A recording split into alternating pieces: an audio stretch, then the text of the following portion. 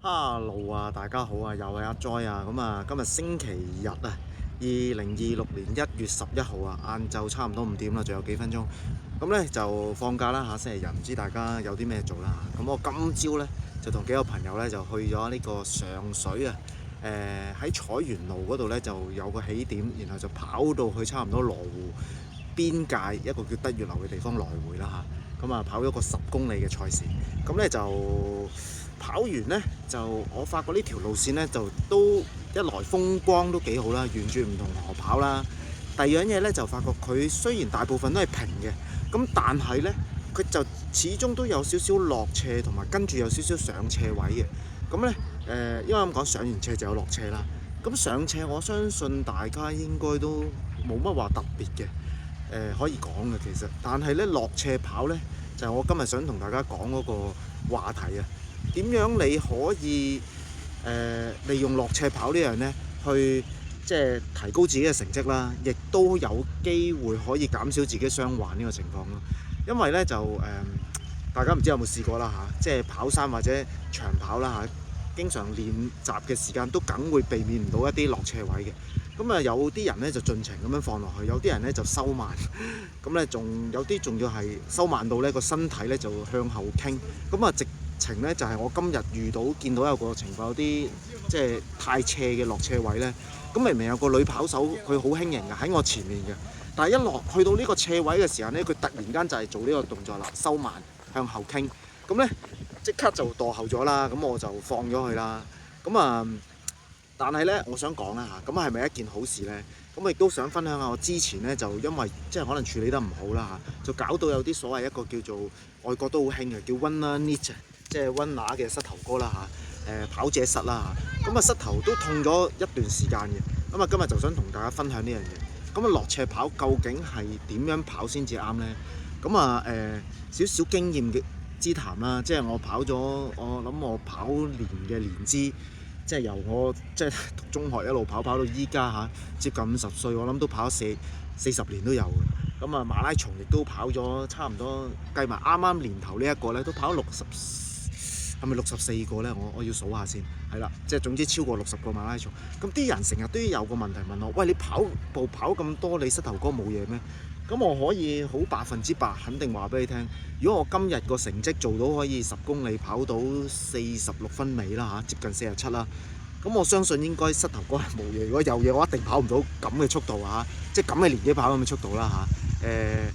都算快啩，我覺得快啦嚇，因為睇翻幾年咧，呢次我第3次跑呢個由糖尿病協會舉辦嘅一個慈善籌款嘅跑步咧，我好似係第3次跑噶啦。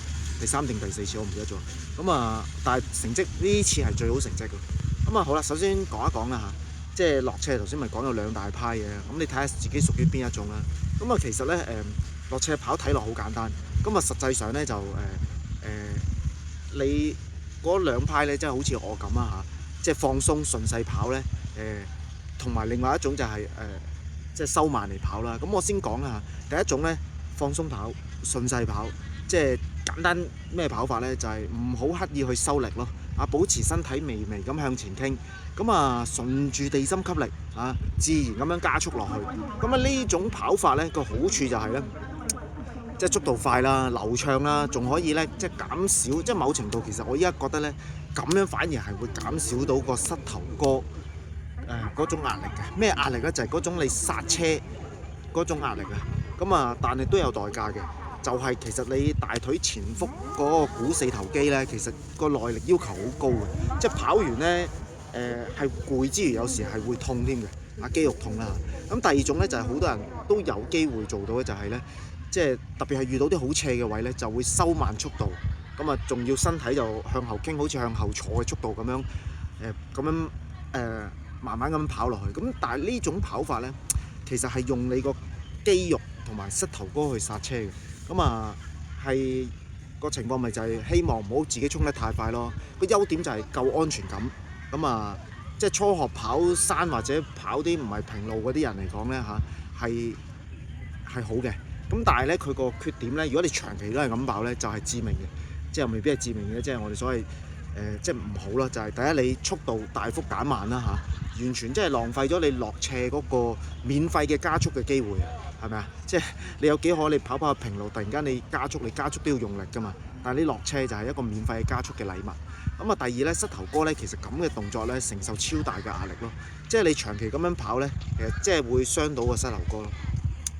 咁之後第二部分，我都想講下自己嗰個以前大概我諗都差唔多14-15年前啊，一個慘痛嘅教訓啦嚇。咁即係一啲情況咧，極速落斜導致我真係應該，我而家諗翻當時我就係所謂嘅跑者失啦，即係 runner knee 啊，即係大概係我諗15年前，我曾經翻工嘅地方就接近八仙嶺公園嗰個流水響一個地方啦嚇。咁大家如果有去過流水響水塘咧，你就會有印象，佢係上斜行呢個流水響路咧，會一路上斜上到去一個叫流水響嘅地方。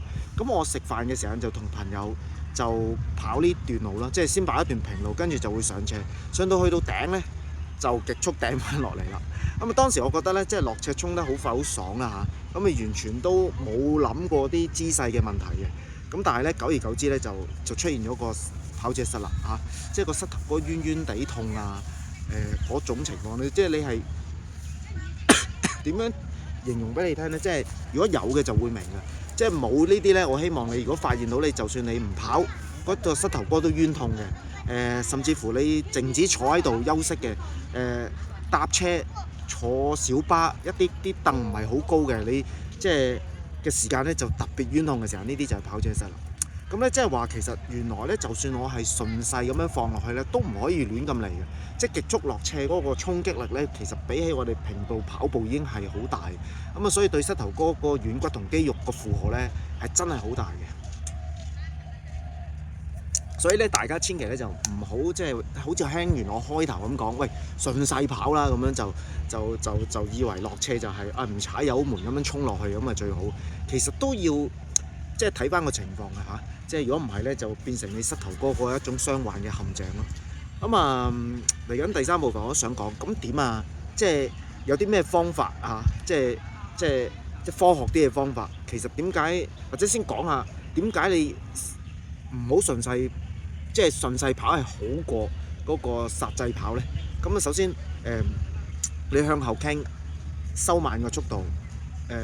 有啲人話咁其實應該唔會傷膝頭嘅。咁但係咧都想講就係話，如果你長期係咁樣做呢個剎車動作咧，就好比我依家其實我諗翻，我雖然係有啲位係掟落去順勢嘅，咁但係有啲位太斜或者一啲轉彎落斜位咧，我就做咗呢一個叫做向後坐、向後傾嘅一個動作去剎車，咁可能都同我個膝頭哥冤痛有啲關係。咁因為咧你咁樣即係等於你好似揸車一路落山，你跟住長期踩住個 brake 咁樣樣，個膝頭哥你諗都諗到啦，即係嗰個比起平路嗰個承受個衝力咧係大好幾倍，咁引致到咧膝頭哥呢啲位咧叫髕骨啊，即係呢個髕骨啊軟骨咧有機會磨損咗嘅，咁嚴重咧就真係會變成一個慢性嘅傷患咯。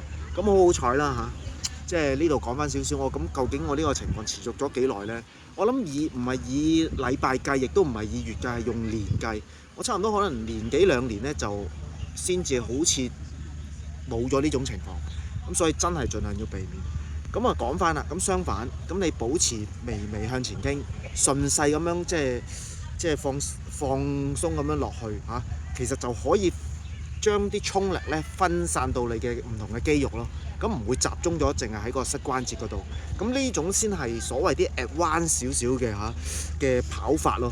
咁我話明 advance 即係。唔好你諗住即係啱啱初跑你就咁掟，咁掟都有速度噶嘛，係咪先？只不過我想話俾你聽個姿勢嚇，即係微微向前傾，即係放鬆啲嚟跑。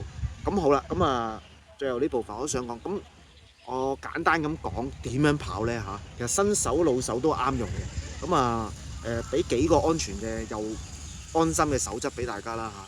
即係就算你跑咗好耐，都要提醒自己，因為突然間你個膝頭哥一痛。你唔好話平時練習啊，你參加比賽都唔得啦，係咪先？咁所以就可以留心下我依家呢個分享啦。第一咧就即係保持微前傾啦，個唔好向後仰啦，呢個係最核心嘅重點啦。身體你向前傾少少，重心你先穩定嘅。咁啊衝擊力咧先至會分散喺你個大腿啊、腰啊，你上身都會吸收到你嘅衝力嘅。咁啊第二咧嗰個步幅咧就可以縮翻少少嘅。如果你唔係咁 advanced 咧，你冇咁信心，你步幅縮翻少少，咁啊將個步頻加翻快啲。咁啊好多人呢個斜路落斜嘅習慣咧就即係諗住哇好 advanced 嘅跑法，大幅咁衝落去，但係你個人都未帶動到去前面，你個人就變咗係等於個姿勢就好似向後傾咁一樣啊。咁啊你隻個膝頭哥喺你個身嘅前面，咁你啲力咪傳唔到你嗰個上面嗰個 body weight 嗰度咯。咁其實真係大錯特錯啦。咁啊大步幅落地，即係嗰個唔單止係增加你腳嗰個衝力啊，啲力亦都會傳到個膝頭哥度。咁你改用呢個細步伐，咁你個身體上身嘅重量亦都及時可以俾你帶翻去前少少，咁先至可以減低咗嗰個壓力咯。即係跑步就即係同埋穩陣啲嘅，即係冇咁容易即係有其他嘅傷患。有機會你如果太大步伐，你個腳落唔切嚟，即係你個身帶唔切嚟咧，你好容易拗柴。如果個地下唔平嘅話，咁第三咧即係盡量頭先咪講到呢個係一個落斜，其實係一個跑步嘅禮物嚟嘅，即係善用地心吸力啊！即係唔好刻意咁樣去即係去剎車咯嚇。咁啊又慳水又慳力啦嚇。咁但係都要睇情況啦。咁啊第四咧想講就係，咁你要做到呢樣嘢，咁你平時要加強嗰個肌肉嘅訓練咯。即係你個股四頭肌，即係前腹呢啲肌肉啦嚇。即係你個肩部啦，即係臀部啦，同埋你個核心個 core 咧都要訓練嘅。咁呢三個位置咧就係所謂嘅即係落斜嘅三寶啦嚇。咁你平時可以點練啊？做多啲深蹲啦、弓步啦、平板支撐啦。咁你個肌肉夠力咧，咁你先頂得住落斜嗰個衝擊力嘅。咁啊，但係最後我都想講，即係都要睇個路況去調整啦。即係唔係你練好晒所有嘢，你即係如果你條斜路係唔係好長好短嘅，你放心去衝。如果好長嘅，咁我諗你都要調節翻。咁啊都要睇路況調整，安全第一。咁啊可以即係半放半收啦。如果係咪啊？睇翻情況，適當咁減速，始終都係安全第一咯。咁啊最後想有啲咩額外 tips 咧，就係即係唔好聽人我咁講，喂覺得哇咁我練斜路都係一個都要練嘅喎。咁我去練啦，練上落斜啦咁樣。咁其實就係即係唔好刻意長期淨係跑落斜。咁你長期單一嘅訓練咧，個路況啦嚇，其實係會令到個肌肉失衡咯。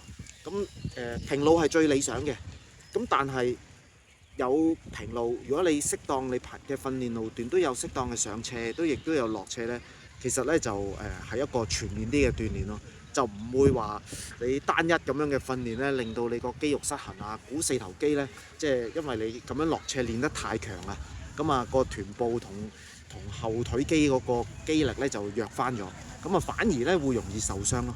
咁啊就係咁啦。咁啊好啦，今日分享到咁樣，其實都想講呢一個其實咧對於我哋跑步嚟講，即係我覺得係禮物嚟嘅，即係落斜咧係等於一個速度禮物。特別我跑馬拉松，喂邊個會想跑長命斜啊？係咪啊？希望梗係遇到一啲落斜位啦。咁啊喺落斜位，如果你善用到你嗰個呢個地心吸力嘅優勢咧，你亦都識得去跑嘅話咧，其實你喺呢啲時間你會賺到速度同埋可以即係慳到好多力嘅。咁我純粹自己個人嘅一啲經驗分享啦。喂，如果大家真係有啲即係更加專業嘅即係經驗分享，不妨可以留言話俾我聽。好啦，喂，下次再講，拜拜。